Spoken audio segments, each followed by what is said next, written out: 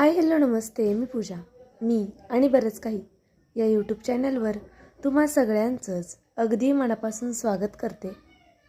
आज आपण काहीतरी छान असं उपवासाचं पाहणार आहोत.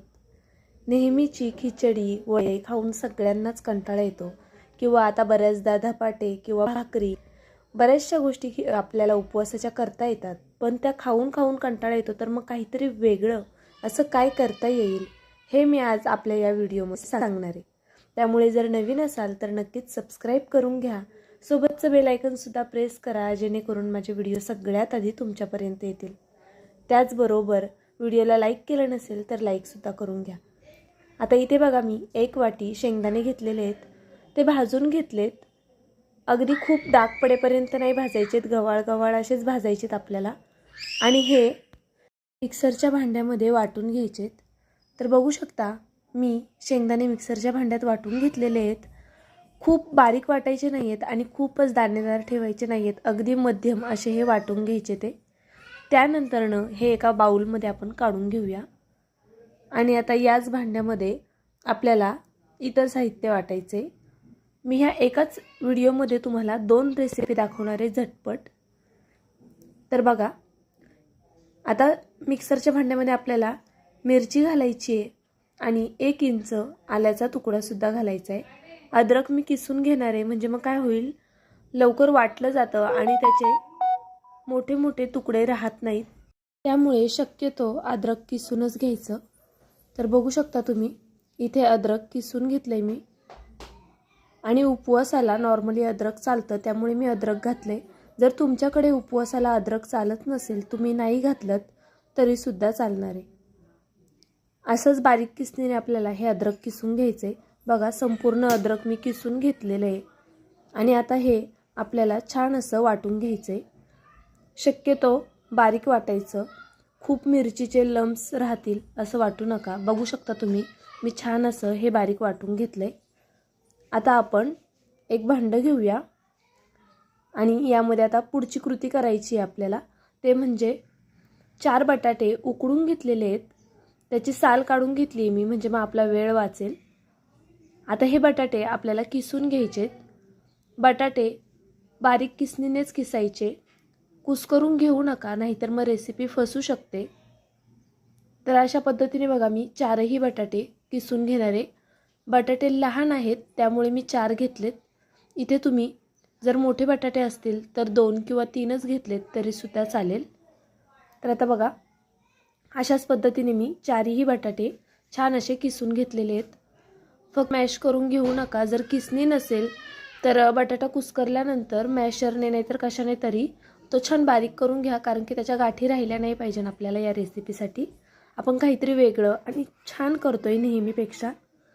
आता यामध्ये आपल्याला शाबूस तांदूळ ॲड करायचा आहे.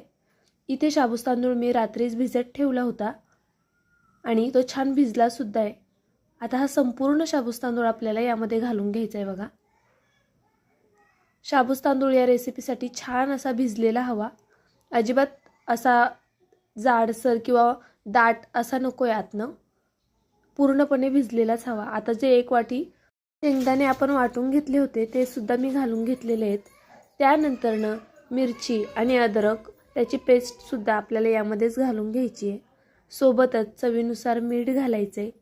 जर तुम्ही जिरं खात असाल उपवासाला तर जिरंसुद्धा घालू शकता. कोथिंबीर खात असाल तर कोथिंबीरसुद्धा घालू शकता. आता चवीनुसार मीठ घालून घेतलं आहे मी. हे छान आधी मिक्स करून घेऊया चमच्याच्या साहाय्याने. यामध्ये मिरची आहे त्यामुळे हाताने मिक्स नाही करणार आहे मी, चमच्याच्या साहाय्याने. तुम्ही म्हणाल आता कसं मिक्स होणार संपूर्ण, पण पुढे एक ट्रिक मी तुम्हाला सांगणार आहे, त्यामुळे व्हिडिओ शेवटपर्यंत पहा तुम्ही. म्हणजे मग काय होतं, हाताची आपल्या आगसुद्धा होत नाही आणि आपण मग असं काहीतरी वेगळा पदार्थ केला तर त्याचा त्राससुद्धा वाटत नाही. तर बघू शकता, चमच्याने मी छान असं मिक्स करून घेतलं. त्यानंतरनं इथे पावभाजी मॅशर घेतलं आहे आणि याने छान असं दाबून मिक्स करून घ्यायचं. हे करणं गरजेचं आहे, कारण की आपली रेसिपी यामुळे फसणार नाही. शाबूस तांदूळ जरा दबले जातात आणि मग ते खायला खूप छान लागतात ह्या रेसिपीमध्ये. तर बघू शकता तुम्ही, मी छान असं संपूर्ण मिक्स करून घेते आहे. असंच पावभाजीच्या मॅशरने, जर पावभाजीचा मॅशर नसेल तर तुम्ही पेल्याने किंवा तांब्या वगैरे कशानेही हे थोडं मॅश करून घ्यायचं आहे. पण आणि संपूर्ण शाबूस तांदूळ मॅश नाही झाला पाहिजे, थोडा अखंडसुद्धा असा राहिला पाहिजे. तर बघा मी व्यवस्थित असं हे संपूर्ण मॅश करून घेतलेलं आहे. तुम्ही माझा व्हिडिओ इथपर्यंत पाहिलाच आहे तर प्लीज व्हिडिओला एक लाईक नक्कीच करा, कारण की नवीन यूट्यूबर खूप मेहनत घेत असतात एका व्हिडिओसाठी.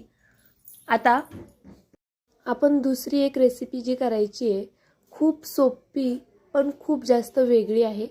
ही रेसिपी इथपर्यंत केल्यानंतरच ती रेसिपी करता येते, त्याचं कारणसुद्धा मी पुढे तुम्हाला सांगणार आहे. तर आता हे साईडला ठेवून देऊया आणि आपण ह्यासाठी एक चटणी बनवतोय. जे काही आपण बनवणार आहे ना आज, त्यासोबत खाण्यासाठी चटणी बनवतोय. तर इथे मी थोडेसे शेंगदाणे घेतलेत बघा. त्याचबरोबर चिंच घ्यायची आपल्याला आणि चिंचेमध्ये बघा चिंचुका असतो आणि मग हात खराब होतात आपले ते काढताना. तर ही ट्रिक नक्कीच तुम्ही वापरू शकता. अशा पद्धतीने जर चिंचुका बाहेर काढला ना तर हात खराब होणार नाहीत अजिबात तुमचे. मी इथे चिंच घेतलेली आहे, ही सुद्धा आपण आता घालून घेऊया. आणि त्यानंतर ना आपल्याला यामध्ये चवीनुसार मीठ घालायचे बघा. मीठ अगदी थोडं घाला. आता जो सिक्रेट इन्ग्रेडियंट आहे तो म्हणजे आपण जे मिक्स करून ठेवलेलं बॅटर होतं ते 1 चमचा घालायचे आपल्याला यामध्ये. त्याचबरोबर 4 हिरव्या मिरच्यासुद्धा घालायच्या आहेत तिखटसाठी. तिखट तुम्ही तुमच्या आवडीनुसार कमी जास्त करू शकता. आता हे छान असं वाटून घेऊया. पाणी घालून वाटायचे लक्षात घ्या आणि छान बारीक वाटायचं आहे आपल्याला हे. तर इथे बघा मी पेस्ट करून घेतलेली आहे त्याची, ती एका बाउलमध्ये काढून घेते आधी. ह्यामध्ये थोडंसं पाणी ॲड करणार आहे मी, कारण की खूप पातळ नाही करायचं आहे आणि खूप जास्त घट्टही नाही करायचं आहे. आपण एक प्रकारचं बेसन करतोय. आता हे पाणी यामध्ये छान मिक्स करून घेऊया बघा. तुम्ही पाहू शकता खूप पातळही नाही आहे आणि खूप घट्टही नाही आहे आपलं हे बेसन म्हणा किंवा चटणी म्हणा. आता पातेलं ठेवलं आहे, त्यामध्ये थोडंसं तेल टाकलं आहे आणि लगेचच हे घालून घ्यायचं आहे. जर जिरं खात असाल तर तुम्ही तेलात जिरं घालू शकता. आम्ही जिरं खात नाही म्हणून मग मी जिरं नाही घातलं आहे. आता हे छान असं मिक्स करून घेते. ह्याला खूप जास्त शिजवायचं नाही आहे, अगदी 2-3 मिनटं फक्त एक उकळी काढून घ्यायची आहे आपल्याला. तर पाहू शकता तुम्ही उकळी यायला लागलेली आहे. मध्ये मध्ये हलवत राहायचं, कारण की हे शेंगदाण्याचं बेसन आहे आणि मग ते खाली लागू शकतं. तर आपल्याला खूप जास्त घट्ट करायचं नाही आहे आणि 1-2 मिनटं फक्त उकळी काढून आता गॅस बंद करूया. तुम्हाला ही ट्रिक कशी वाटली ते नक्कीच कमेंट करून मला कळवा, कारण की ज्या वेळेस आपण शाबूस तांदूळ घालतो ना यामध्ये, त्याची टेस्ट खूप जास्त वेगळी लागते. त्याचबरोबर यामध्ये थोडासा बटाटासुद्धा गेलेला आहे आणि खायला खरंच हे बेसन छान लागतं. मी थोडं घट्ट केलं आहे, तुम्हाला हवं असल्यास तुम्ही पातळसुद्धा करू शकता. आता बघा आपण जे बॅटर करून ठेवलं होतं ना, ते असं थोडंसं हातावरती घ्यायचं आहे आणि अशा पद्धतीने ह्याला आकार द्यायचा आहे. आपण नेहमीच्या वड्यांपेक्षा काहीतरी वेगळं करतोय. आपण जे गोल वडे करतो त्यावेळेस आपण हे मॅश करून घेत नाही पहिली गोष्ट, त्यामुळे त्याची टेस्ट वेगळी लागते खूप. आणि या पद्धतीने केलं तर त्याची टेस्ट वेगळी लागते. तुम्ही दोन्ही वडे जर सोबत करून पाहिले तर तुम्हाला नक्कीच फरक कळेल मला नेमकं काय म्हणायचं आहे ते. आता बघा मी अशाच पद्धतीने हे सगळे असे आकार करून घेणार आहे. तुम्हाला हवं असल्यास तुम्ही ह्याचे गोल वडेसुद्धा करू शकता किंवा अजून कोणत्या वेगळ्या आकारात करायचे असतील ते सुद्धा करू शकता. पण गोल वड्यांपेक्षा सुद्धा असा आकार दिला तर तो खायला जास्त छान लागतो, कारण की हे संपूर्ण असं छान भाजलं जातं आणि गोल वड्यांमध्ये ह्याच्यामध्ये थोडा फरक येतोच. त्यामुळे नक्कीच एकदा तरी या पद्धतीने तुम्ही करून पहा. आता आपण हे सगळेच अशा पद्धतीने करून घेतलेले आहेत. मी तुम्हाला छोटे वडेसुद्धा करून दाखवते. तुम्ही पूर्ण असे बॉल तळलेत तरीसुद्धा चालणार आहे बघा. फक्त हे बॉल तळताना मग थोडा वेळ जास्त लागू शकतो, कारण की आतपर्यंत शाबूस तांदूळ व्यवस्थित शिजला पाहिजे. त्यासाठी हवं तर तुम्ही याचे चपटे वडेसुद्धा करू शकता. हे तळायचं कसं मेन ते महत्त्वाचं आहे आणि ते पुढे मी तुम्हाला दाखवते. तर अशा पद्धतीने मी थोडेसे वडे करून घेणार आहे. तुम्हाला माझी ही ट्रिक कशी वाटली नक्कीच मला कळवायला विसरू नका. त्याचबरोबर माझा व्हिडिओ तुम्ही कुठून पाहताय ते सुद्धा मला नक्कीच कमेंट करून सांगा, कारण की तुमच्या खूप छान छान कमेंट येतात, त्या वाचून खरंच खूप छान वाटतं. बहुतेक वेळा प्रत्येक कमेंटला रिप्लाय द्यायला पॉसिबल होत नाही, पण मला शक्य होईल तेवढ्या कमेंटला मी रिप्लाय देण्याचा प्रयत्न करत असते. ज्यांच्या कोणत्या कमेंटला रिप्लाय द्यायचा राहिला असेल त्यांना खरंच या व्हिडिओ थ्रू मी सॉरी म्हणते. पण थँक्यू सो मच, तुम्ही एवढ्या छान कमेंट करता. मला वेळ मिळेल तसं मी प्रत्येकाला रिप्लाय करायचा प्रयत्न करेल. तर बघू शकता तुम्ही, अशा पद्धतीने सुद्धा तुम्ही चपटे छोटे वडे करू शकता. मुलांच्या टिफिनसाठी दिले तर मुलं खूप जास्त खुश होतात. आता तळायचे कसे महत्त्वाचं ते दाखवते मी तुम्हाला. मी तेल मीडियम फ्लेमवरती तापवून घेतले. हाय फ्लेमवरती तापवून नाही घ्यायचं, मीडियम फ्लेमवरती व्यवस्थित असं गरम झालेलं हवं आहे तेल. आणि गॅसची फ्लेम मीडियमच ठेवायची आणि हे वडे सोडायचेत. जर तुम्ही बारीक करून हे वडे सोडले तर हे वडे इरमणार, म्हणजेच तेल जास्त पिणार. त्यामुळे गॅसची फ्लेम मीडियम टू हाय ठेवायची आणि त्यावरच हे संपूर्ण वडे तळायचे. वडे तळत असताना आधीमधी, शेवटी किंवा सुरुवातीला गॅस अजिबात बारीक करायचा नाही. आता तुम्ही म्हणाल एवढं बारीक सारीक का सांगते, तर बहुतेक लेडीज अशा आहेत की ज्या नवीन असतात, ज्यांना माहीत नसतं आणि मग वडे तेलकट का होतात म्हणून त्यांना प्रश्नसुद्धा पडतो. मी एकदा टाकलेली होती जेव्हा रेसिपी, त्यावरती त्यांनी मला कमेंट केली होती, ताई वडे तेलकट का होतात आमचे. तर त्यासाठी म्हणून मी या व्हिडिओमध्ये ही टिप देते आहे. गॅस मीडियम टू हाय फ्लेमवर ठेवूनच आपल्याला हे तळून घ्यायचं, म्हणजे मग अजिबातच तेलकट होणार नाही. मी पुढे तुम्हाला दाखवते सुद्धा.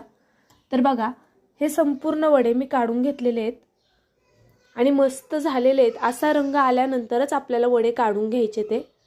आणि आपली वडे आणि चटणी झालेली आहे. खूप जास्त छान झालेली आहे ही रेसिपी.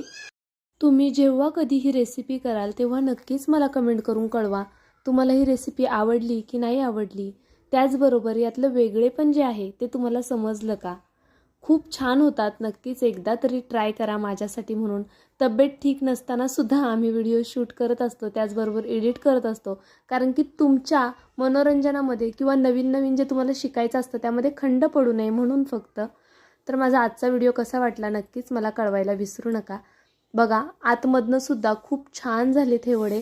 आतमधून सॉफ्ट आणि वरतून कुरकुरीत असे हे मस्त शाबूत तांदळाचे वडे तयार झालेले आहेत. तर चला, माझा व्हिडिओ तुम्ही संपूर्ण पाहिलात त्याबद्दल खूप मनापासून धन्यवाद. उद्या असाच एक छानसा व्हिडिओ घेऊन मी पुन्हा हजर राहीन. तोपर्यंत bye. Thank you so much for watching.